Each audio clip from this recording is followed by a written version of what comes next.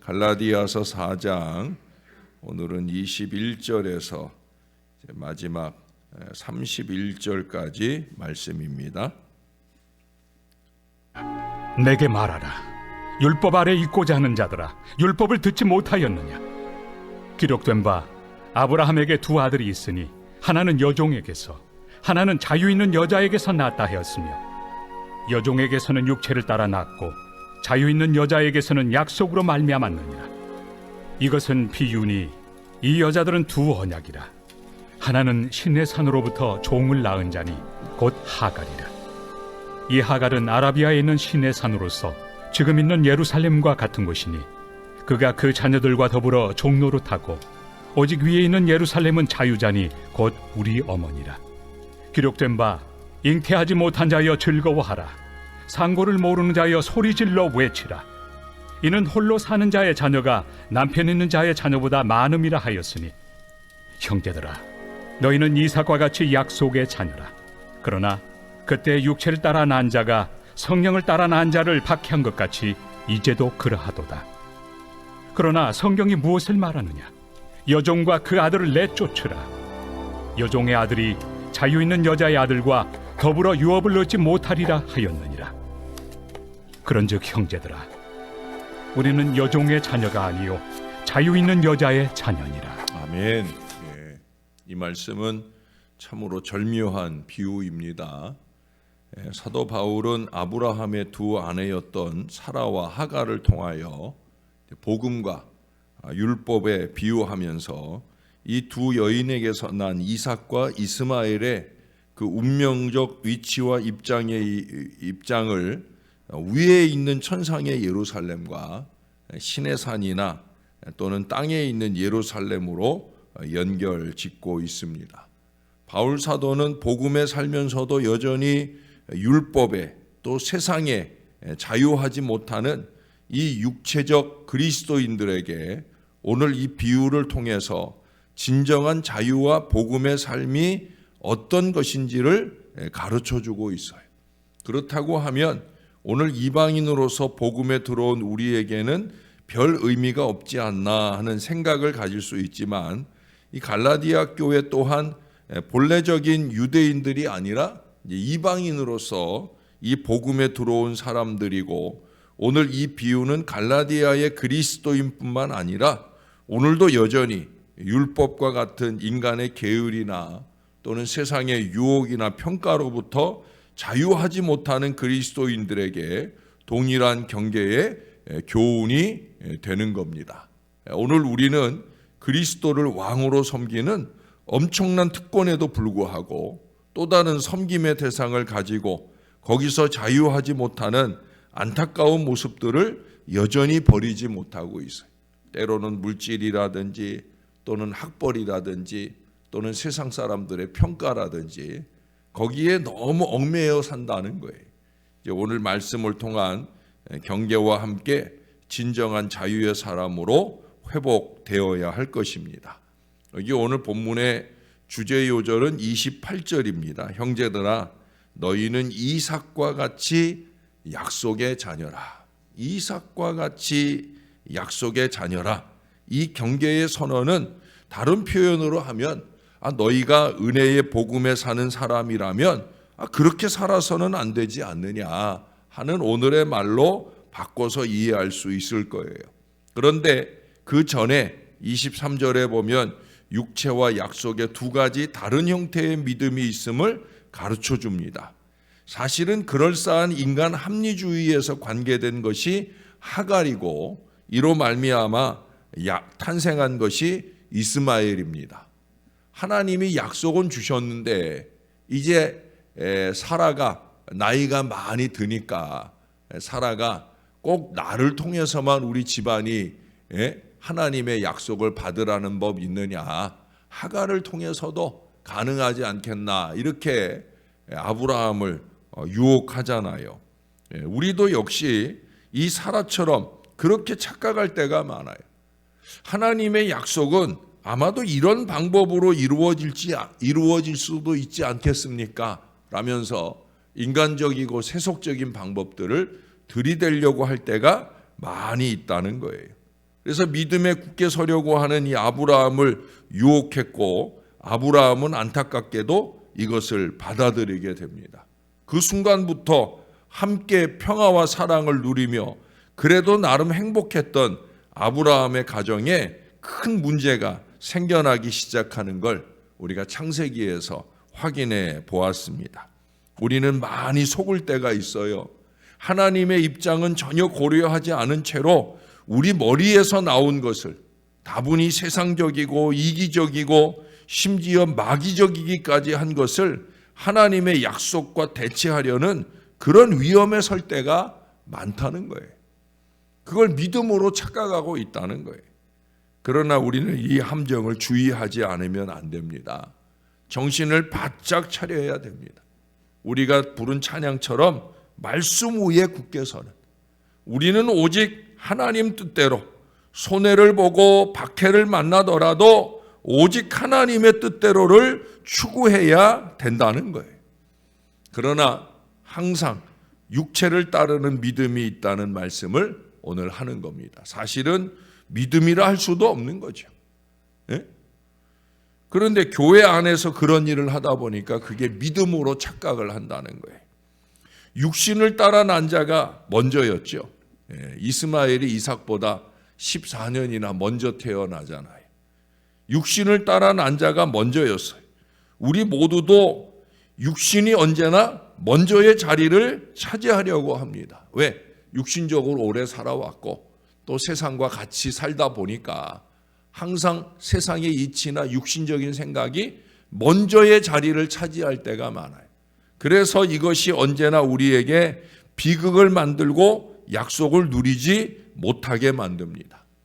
요한 사도는 우리가 하나님의 자녀 되는 것이 결코 인간적인 방법에 의해서 가능한 것이 아니다라고 강조를 해요. 요한복음 1장 12절 이하에 보면 영접하는 자 곧 그 이름을 믿는 자들에게는 하나님의 자녀가 되는 권세를 주셨으니 이는 혈통으로나 육정으로나 사람의 뜻으로 나지 아니하고 오직 하나님께로부터 난 자들이니라.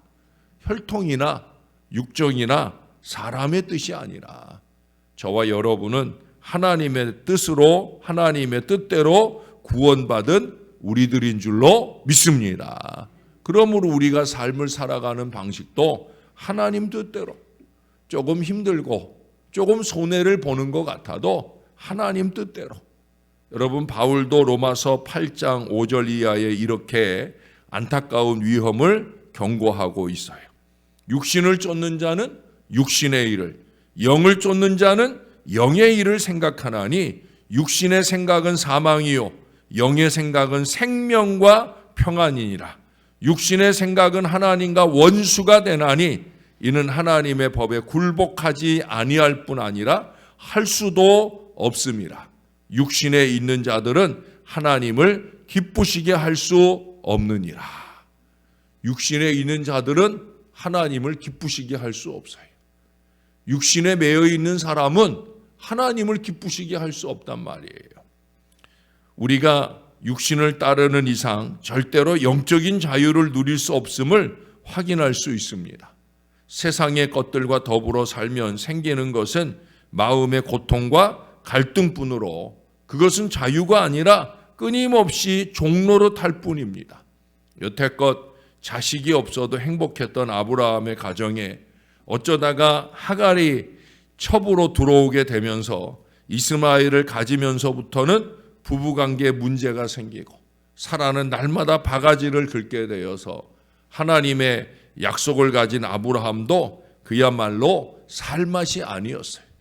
평화는 사라지고 다툼과 분열만이 생기게 되어집니다. 여러분, 육신을 따르면 당장은 편해 보이죠. 당장은 좋아 보여요. 그러나 결국은 괴로운 거예요. 그것은 우리의 길이 아니라는 겁니다. 그래서 오늘 바울은 하나님의 약속에 근거한 믿음이 있음을 우리들에게 선언합니다. 그게 이제 28절의 선언이, 형제들아 너희는 이삭과 같이 약속의 자녀라, 복음의 자녀라, 말씀의 자녀라 말씀하고 있어. 이것은 인간의 혈연적이고 계산적인 믿음이 아니라 철저하게 하나님께서 주시는 약속의 말씀에 근거한 바로 그 믿음이에요. 하나님께서 범죄하여 포로된 이스라엘에게 예레미야 선지자를 통해서 주신 나 여호와가 말하노라. 보라, 날이 이르리니 내가 이스라엘 집과 유다 집에 새 언약을 세우리라. 내가 이스라엘 집에 세울 언약은 이러하니 곧 내가 나의 법을 그들의 속에 두며 그 마음에 기록하여 나는 그들의 하나님이 되고 그들은 내 백성이 될 것이라. 약속의 말씀에 근거하는 새 언약이 맺어진다. 근데 그 새 언약의 결정체는 뭐냐? 바로 십자가의 피로 세우는 새 언약, 예수 그리스도의 피 흘림의 제사로 세워지는 새 언약을 의미합니다. 주님께서 누가복음 22장, 마태복음 26장, 마가복음 14장에 거듭 말씀하시잖아요. 저녁 먹은 후에 잔도 이와 같이 하여 가라사대 이 잔은 내 피로 세우는 새 언약이니 곧 너희를 위하여 붓는 것이라 말씀하셨어요. 사도 바울도 고린도전서 11장 25절, 우리가 성찬식 때마다 상고하는 말씀이잖아요. 식후에 또한 이와 같이 잔을 가지시고 가라사대 이 잔은 내 피로 세운 새 언약이니 이것을 행하여 마실 때마다 나를 기념하라라고 확인해 주고 있어요.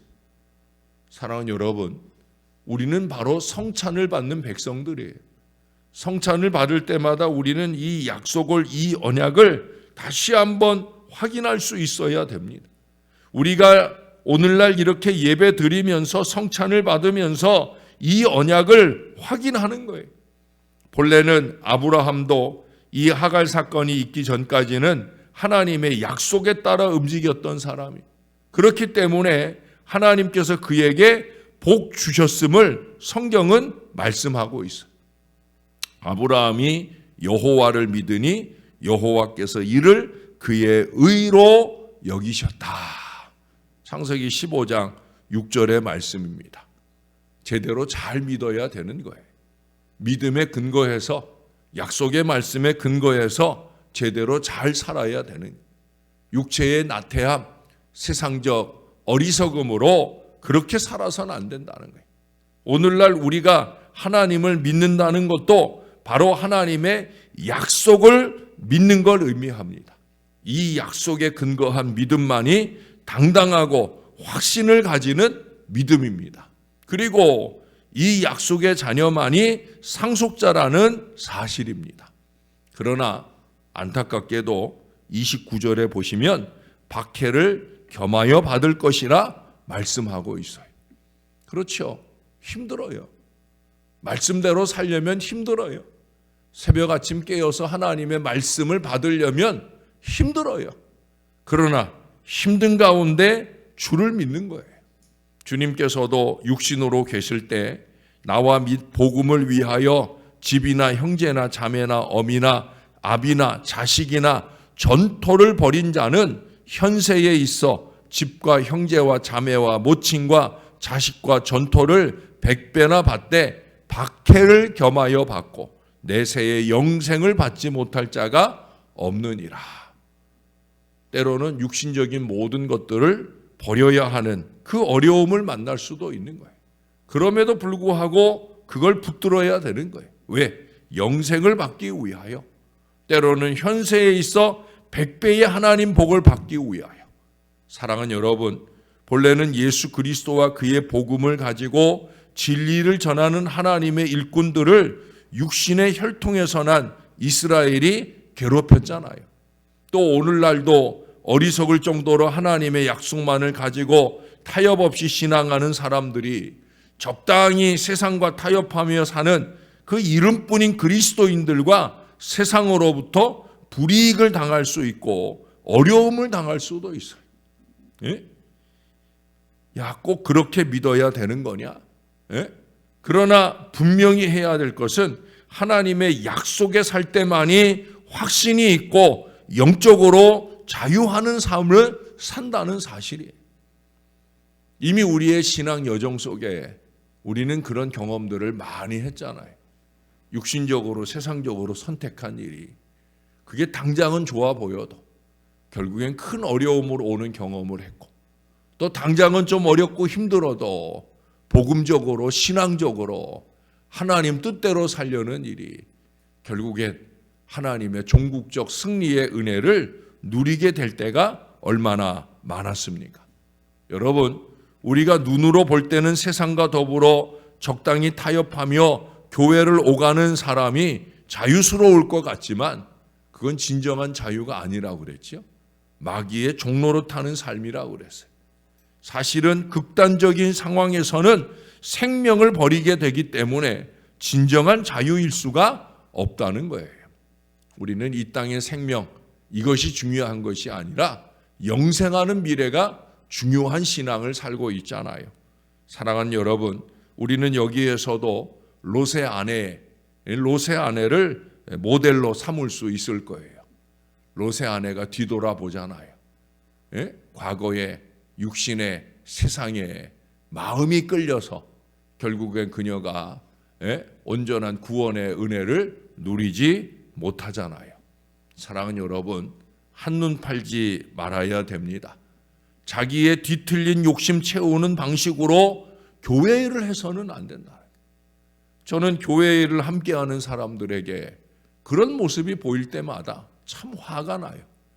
아니, 이건 교회 일인데 교회는 세상 사람들과 다른 방식으로 하나님의 일을 이루어 가야 되는데 자꾸 교회에서 자기가 삶을 살아가는 방식, 전혀 신앙적이지 않은, 너무나 세상적이고 세상에서도 악한 사람들이나 하는 그런 방식으로 자꾸 교회 일을 하자고 목사를 끌어다 대는 그런 경우를 자주 보게 됩니다. 어제도 말씀드렸지만 순수, 순전, 신령하게 저와 여러분은 그렇게 하나님의 뜻을 이루어가는 거룩한 자유인으로 살아야 될 줄로 믿습니다. 그 은혜가 우리 안에 충만하기를, 그래서 영적인 자유가 삶에 있어서의 풍성함으로 나타나는 하나님의 백성들이 다 되시기를 우리의 구주 되시는 예수님의 이름으로 간절히 축원합니다. 기도하겠습니다. 좋으신 하나님, 우리를 아버지 뜻 안에서 구원받게 해주시니 감사를 드립니다. 우리가 이 아침 이 새벽에 새벽바람을 가르고 주 앞에 나온 것도 내 의지가 대단하고 내 믿음이 대단해서가 아니라 아버지 은혜로 여기 있는 줄로 믿습니다. 하나님의 말씀을 오늘도 인치듯 교훈해 주셔서 그 말씀으로 말미암은 자유한 영혼이 되게 하시려고 우리를 부르신 줄로 믿습니다. 날마다 우리의 삶이 약속의 말씀 위에 굳게 선 그 말씀, 그 하나님의 뜻대로 믿음 안에 사는 하나님의 사람들 되게 하시고, 우리가 소원하는 모든 기도도 그저 인간적인 욕심을 채우려는 악다구니가 아니라 정말 하나님의 뜻을 분별하고 그 뜻 가운데, 그 은혜 가운데 사는 한 걸음 한 걸음의 소원을 우리의 마음에 갖게 하여 주옵소서. 우리의 자손들에게도 이 믿음의 자유를 주시옵소서. 오늘날 너무 세상에 찌들어 있는 우리의 자식들로 인하여 염려와 기도가 앞서나이다. 물질을 조금 더 갖는 성공이 중요한 게 아니라, 조금 더 넓은 아파트에 사는 것이 중요한 게 아니라 예수 잘 믿고 사는 것, 이것이 가장 중요한 것임을 잊지 않는 자손들 되게 하시고, 그 믿음의 반석 위에서 아버지 하나님을 우리들보다 더 기쁘시게 하는 믿음의 자손들 되도록 은혜 베풀어 주시옵소서. 우리의 어버이들에게 건강을 주시되 영적인 건강을 주셔서 영원한 천국을 날마다 바라보고 사시는 신령한 어르신들 되게 하시고, 우리를 위한 눈물의 기도가 다 응답되는 역사를 누리는 신앙의 어버이들 될 수 있도록 은혜 베풀어 주시옵소서. 주님께 감사합니다. 예수님의 이름으로 기도합니다. 아멘.